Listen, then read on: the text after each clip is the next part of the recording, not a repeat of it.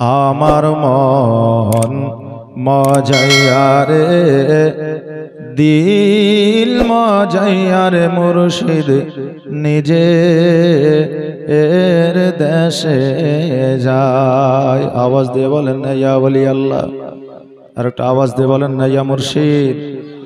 সুবহানাল্লাহ। আমার মুর্শিদ আপনার মুর্শিদ সম্মুখে বসে আছেন। আমরা যতক্ষণ পর্যন্ত ওনার চেহারা দেখব ততক্ষণ পর্যন্ত আমাদের নেকির খাতায় আল্লাহ তাবারক তাআলা নেকি লিপিবদ্ধ করবে। জোরে বলেন সুবহানাল্লাহ। আমি শুরুতেই মুর্শিদের শানে একটা গজল না পড়লে হয় না, এই জন্য শুরুতেই আমার মুর্শিদের শানে একটা গজল আপনাদেরকে শোনাবো। একটু সুবহানাল্লাহ ইয়া ওলি আল্লাহ ইয়া মুর্শিদ একটু আওয়াজ দিয়ে বলবেন। আমার মন মজাইয়া রে দিল মজাইয়া রে মুর্শিদ নিজে এর দেশে যায়। ও মুর্শিদ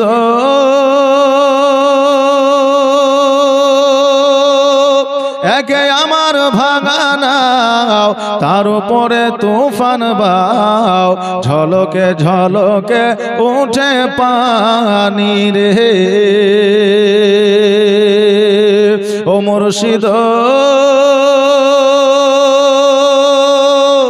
একে আমার ভাঙানাও, তার উপরে তুফান বাও, ঝলকে ঝলকে উঠে পানি রে।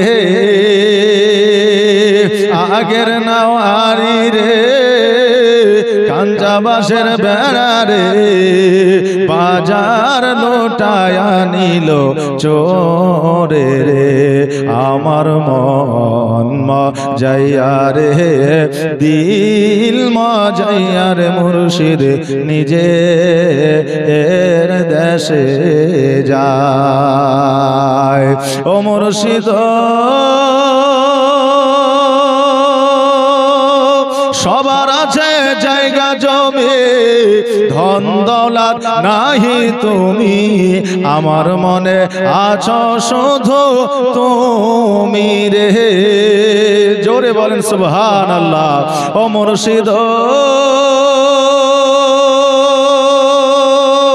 সবার আছে জায়গা জমি ধন দৌলত নাহি তুমি, আমার মনে আছো শুধু তুমি রে। জীবনে মরণে ঠাই দিও মুর্শিদ চরণে, জীবনে মরণে ঠাই দিও মুর্শিদ চরণে, তুমি বিনে যেন মরি রে। আমার মন মজাইয়া রে দিল মজাইয়া রে মুর্শিদ নিজে এর দেশে যায়। আমার মন মজাইয়া রে দিল মজাইয়া রে মুর্শিদ নিজে এর দেশে যায়। বিজ্ঞানী আমার নবীজি। জোরে বলেন না সুবহানাল্লাহ। আওয়াজ দিয়ে বলেন না ইয়া রাসূলুল্লাহ। একটু মিষ্টি ভাষায় প্রাণ খুলে মহব্বতের সহিত বলেন ইয়া মুর্শিদ ইয়া ওলি আল্লাহ। বলছেন বিজ্ঞানীরও বিজ্ঞানী আমার নবীজি, এমন একটা দয়ার নবী আর হবে কি, এমন একটা মায়ার নবী আর পাইবা কি। বিজ্ঞানীদের বিজ্ঞানী আমার নবীজি, বিজ্ঞানীরা রথের যুগে আকাশেতে যায়, আমার নবী রকেট ছাড়া মেয়েরা যেতে যায়। জোরে বলেন সুবহানাল্লাহ। বিজ্ঞানীরা রকেটের চাঁদের দেশে যাচ্ছে, তাদের কত নাম হচ্ছে তাই না? নাম হচ্ছে।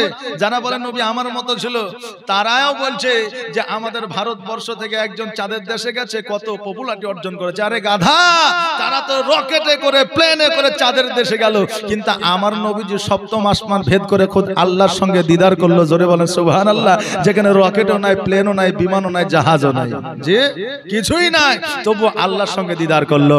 বিজ্ঞানীরা রথের যুগে আকাশেতে যায়, আমার নবী রকেট ছাড়া মেয়েরা যেতে যায়। ওরে এই যুগে কি এমন বিজ্ঞান আর হবে কি?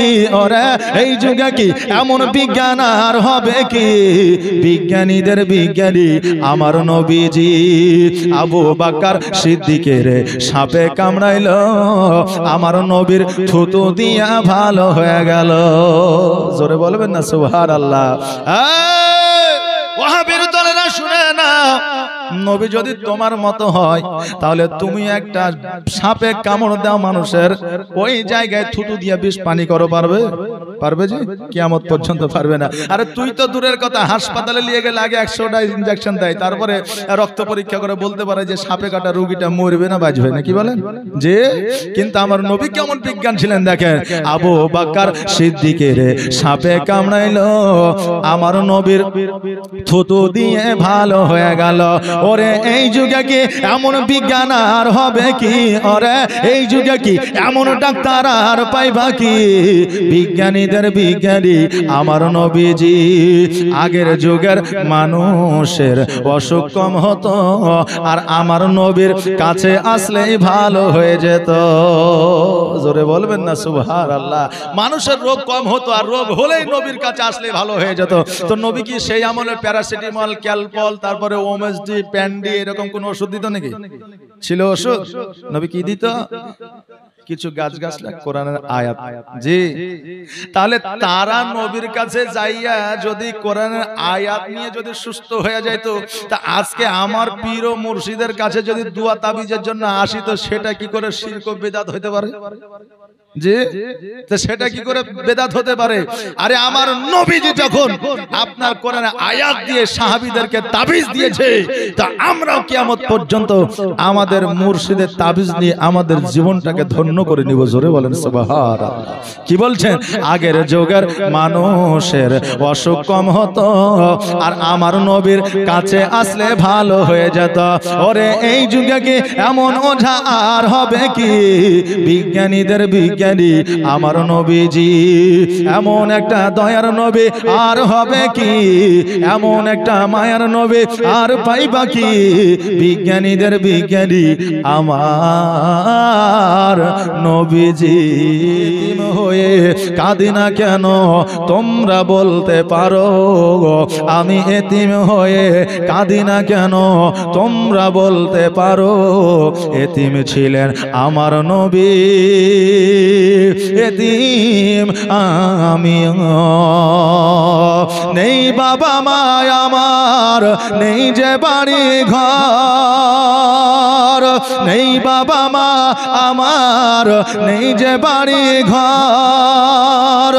আমার মতো কপাল পোড়া নেই তো ভবে আর, তবু মনে নিয়ে যন্ত্রণা কাটাই দিন রাত, তবু মনে নিয়ে যন্ত্রণা কাটাই দিন রাত।